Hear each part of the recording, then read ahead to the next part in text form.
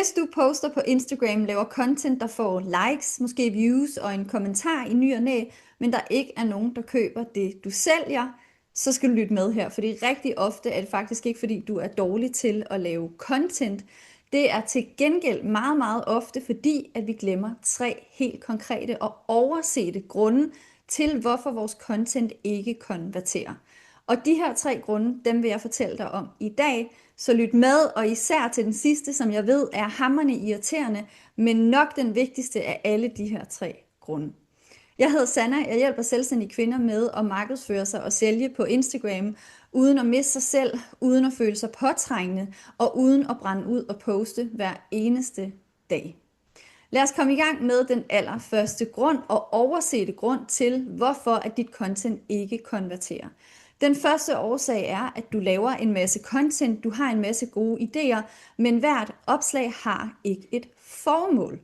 Du poster, fordi du tænker, det er brugbart for din målgruppe, fordi det er inspirerende, fordi det er noget, du har lyst til at dele, fordi det er nogle gode råd, som de kan bruge i deres hverdag, men du glemmer, at hver eneste stykke content faktisk skal have et formål. Så hvis jeg spurgte dig, hvad er formålet med lige præcis det her opslag, du har postet i dag, så vil jeg næsten vædde med, at du faktisk ikke har et klart svar. Og det er du ikke den eneste, der ikke har. Rigtig ofte så kommer vi til at få for mange formål ind i et stykke content, og når et stykke content skal prøve at være og gøre for meget, så er det rigtig ofte, at det ikke kommer til at gøre nogen af delene. Så det, der er vigtigt, at du skal forholde dig til, når det er, at du poster et opslag, det er, hvad er det konkrete formål med det her opslag? Er det, at det skal skabe tillid til dig? Er det, at det skal connecte med dine følgere? Er det, at det skal positionere dig som ekspert? Hvad er formålet med hver enkelt opslag? Det er en rigtig vigtig huskeregel, inden du poster, sådan så dit content ikke kommer til at prøve at gøre det hele på én gang. Den anden lidt oversete grund til, hvorfor dit content ikke konverterer, det er, fordi du ikke tør at blive konkret nok. Du kommer til at tale til for mange, frem for at snævre ind og tale til din målgruppes følelser. Og det er ofte noget, der sker enten når vi ikke rigtig kender vores målgruppe godt nok, eller når det er, at vi bliver bange for at blive for konkret, fordi vi tror, at vi kommer til at skille for mange fra. Det, der bare rigtig ofte sker, når det er, at vi bliver for brede i vores markedsføring, det er, at vi ikke rigtig rammer nogen i følelserne. Og det er lige præcis det, vi rigtig gerne vil, når det er, at vi vil sælge, fordi vi er mennesker, vi køber med vores følelser, og derfor er det rigtig vigtigt, at det er det, dit content også gør, altså rammer din målgruppes følelser. Og det er svært, hvis du bruger udtryk som at mindske stress, eller at få mere balance, eller stå stærkere i sig selv, fordi det betyder noget forskelligt for os alle sammen. Så den anden grund, der også er ultra vigtig, er, vær ikke bange for at blive konkret i dine opslag, og tal til din målgruppe, og hvad det betyder for dem. De har brug for, at du oversætter det, som du giver, det, som du sælger, det, du inspirerer med, til konkrete resultater, så de forstår, hvad det er, at det betyder for dem. Så i stedet for at sige, det her forløb, det hjælper dig at mindske din stress, så sig noget a det her forløb, det giver dig en rigtig god morgenrutine, så du kommer hurtigt ud af døren med dine børn, og hjælper dig med at finde små pauser i løbet af din travle arbejdsdag, så du sidder om aftenen stadigvæk fyldt med overskud.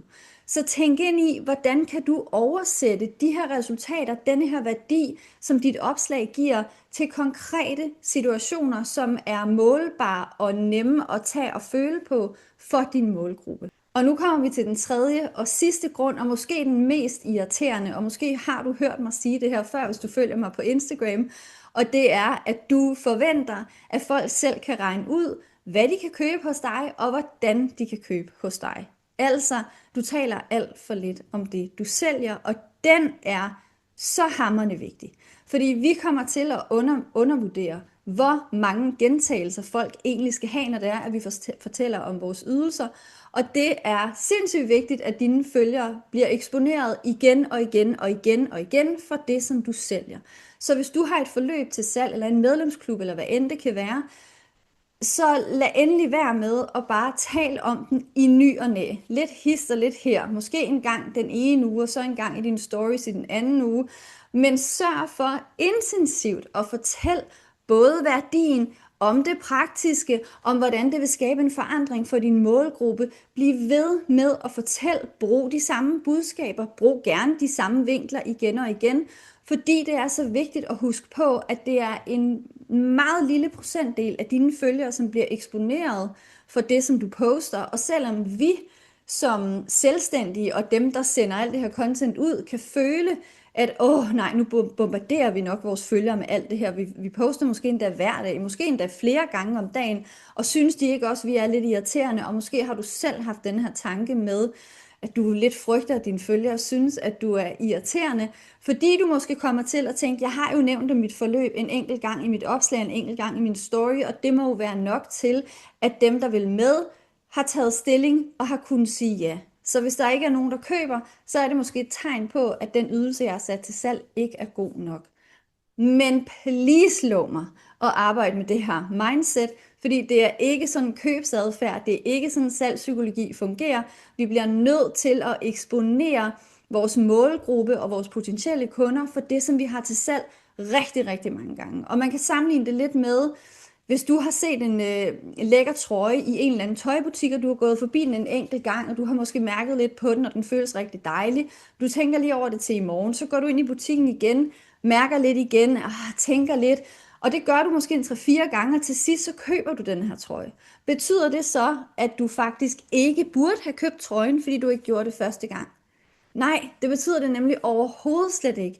Det er simpelthen bare sådan, vi fungerer som mennesker. Der er nogen, der er lynhurtige til at tage en beslutning, og så er der nogen, der skal gå og tænke over det rigtig, rigtig, rigtig længe.